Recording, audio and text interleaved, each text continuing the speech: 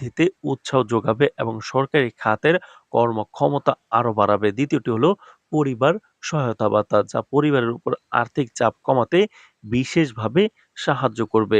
তো দর্শক, ভিডিওটির এই মুহূর্ত পর্যন্ত যারা দেখছেন, চ্যানেলটি সাবস্ক্রাইব করে রাখুন। পরবর্তীতে নবম পে স্কেল এবং মহার্ঘ ভাতার সকল গুরুত্বপূর্ণ আপডেট সবার আগে পেতে।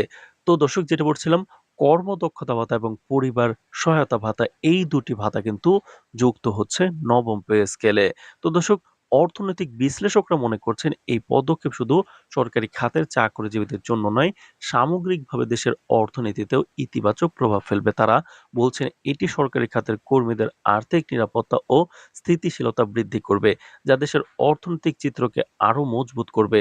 সরকারি কর্মকর্তারা জানিয়েছেন নতুন ভাতার প্রজ্ঞাপন খুব শীঘ্রই গেজেট আকারে প্রকাশিত হবে এবং কার্যকর হবে আগামী মাস থেকে। এই সিদ্ধান্তের ফলে সরকারি চাকরিজীবীদের জীবন মান উন্নয়ন, আর্থিক স্বাবলম্বিতা বৃদ্ধি এবং পরিবারের আর্থিক স্থিতিশীলতায় বিশেষ ভূমিকা রাখবে।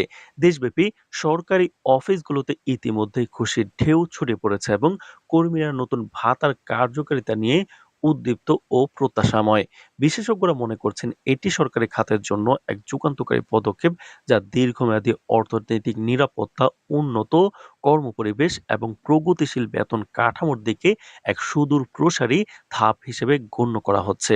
সরকারের এই পদক্ষেপের মাধ্যমে চাকরিজীবীদের আত্মবিশ্বাস, সামাজিক মর্যাদা এবং আর্থিক স্থিতিশীলতা এক নতুন উচ্চতায় পৌঁছাবে বলে আশা করা হচ্ছে। তো দর্শক, নবম পে স্কেল এবং মহার্ঘ ভাতার সকল আপডেট পেতে আমাদের চ্যানেলটি সাবস্ক্রাইব করে রাখুন। আজ এ পর্যন্তই, ধন্যবাদ।